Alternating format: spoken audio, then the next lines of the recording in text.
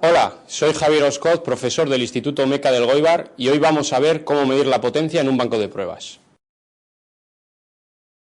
A la hora de meter un coche en el banco de potencia, este tiene que estar en buenas condiciones. Y habría que mirar, por un lado, el nivel de refrigerante, en este caso miramos el bote líquido tiene, ¿sí? Y el nivel del aceite, ¿vale?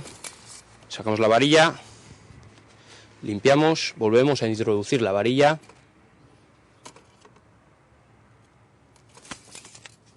Y miramos el nivel.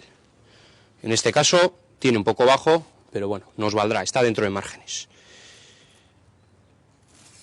También deberemos de comprobar la presión de los neumáticos. En este caso, al tener un coche de tracción total, comprobaremos las 4 ruedas. En este caso las tiene bien, está en torno a 2,5 kilos. Haremos lo mismo con cada una de las 4 ruedas.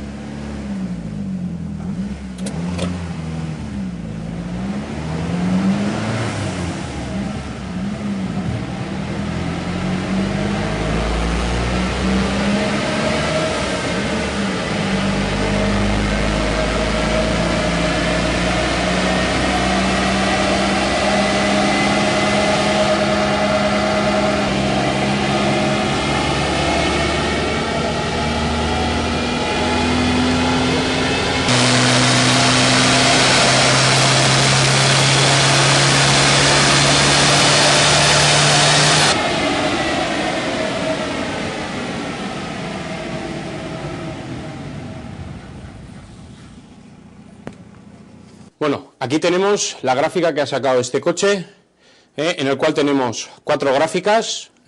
Por un lado tendríamos la gráfica del par motor, ¿sí? En este caso ha dado un par motor de 246 newton. Luego tendríamos la potencia que nos ha medido en las ruedas, que sería esta azul, que sería casi 145 caballos, a la cual le sumaremos la potencia perdida en la transmisión y nos daría la potencia motor. En este caso ha dado 207 caballos. Hay que decir que no le hemos puesto aire, por lo tanto por eso da un poquito menos caballos. En resumen, estos han sido los pasos principales. Primero analizaremos el estado del coche, presión de neumáticos, niveles y temperatura de aceite y refrigerante. Segundo, meteremos el coche en el banco de pruebas para estabilizarlo y su posterior sujeción al banco. Tercero, prueba del vehículo.